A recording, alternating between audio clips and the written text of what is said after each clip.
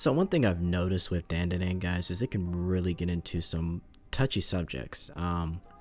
Last chapter I wasn't able to do a review, holidays and such, but we had Gigi and we found out what really happened to his parents, and his parents unfortunately committed suicide. And it was due to the psychic waves of the worm, right, underground.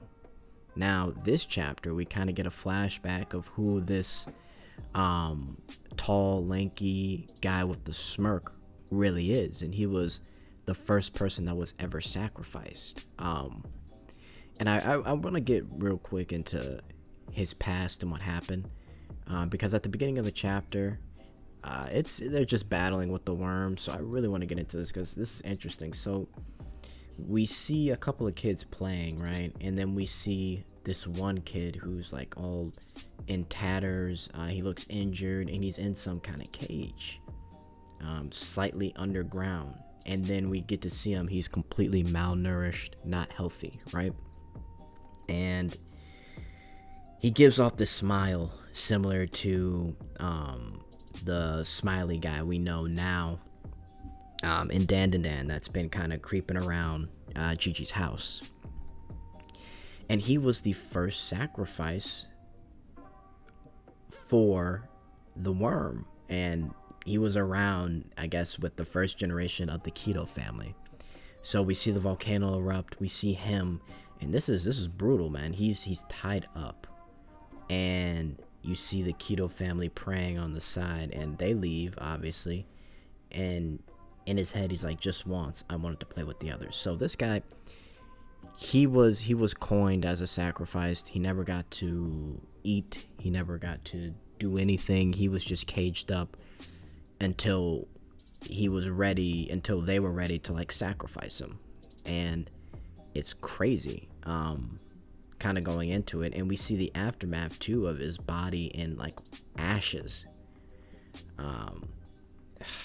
Wow, I mean, dandadan really knows how to get into these backstories. Kind of remind me of like Demon Slayer a little bit. And Demon Slayer, it's a okay shonen. I think it's fine for what it is, but what they did really well was they had some really intense like backstories for characters, and this is really interesting.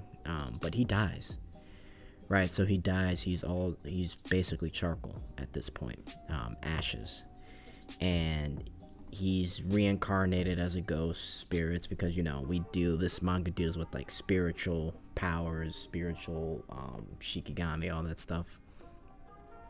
And he's right in front of this boy, and the boy sees him. The parents don't see him, and then he's trying to play with the boy, but the boy, he's kind of worried, shocked, and then something else happens. That boy's parents commit suicide, and it was because of the worm's psychic waves that made them do that. Now, I don't know if we'll get more on this worm and why this thing has this sort of power.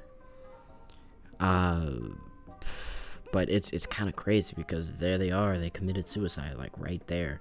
And again, I'm just gonna say, like, the backstories can get brutal. Like this manga can go from exciting, funny, romantic to like sci-fi, thriller, suspenseful, dramatic. Like it really covers every basis, and it's crazy because like 2 chapters ago it was all funny with the Keto family and how the one old lady was doing karate and stuff, to now it's just brutal to what we're seeing. Like, we see this boy's parents commit suicide, and that's when the smiley guy's a kid. He realizes that it's these psychic waves, and then he recognizes the old lady, which is, I'm sure, the first generation Keto family woman, right?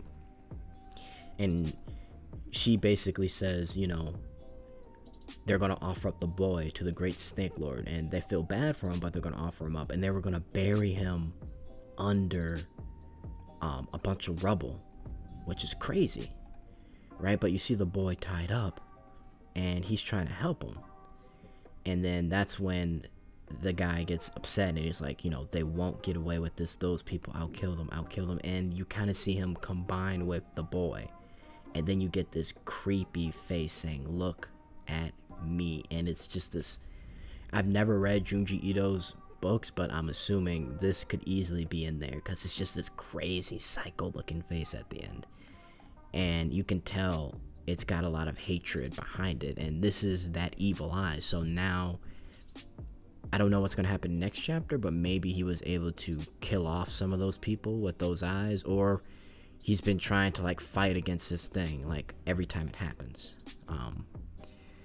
Yeah, man, but it's crazy. I've got newfound respect for Gigi, because seeing what he went through last chapter, it was pretty intense. And yeah, man, I don't know how the author does it, but he really makes you feel for a lot of these characters, and it can go from calm, funny, to just absolute crazy and sad. So yeah, let me know what you guys think in the comments, man. A really great chapter, dandadan. We'll see what happens next chapter.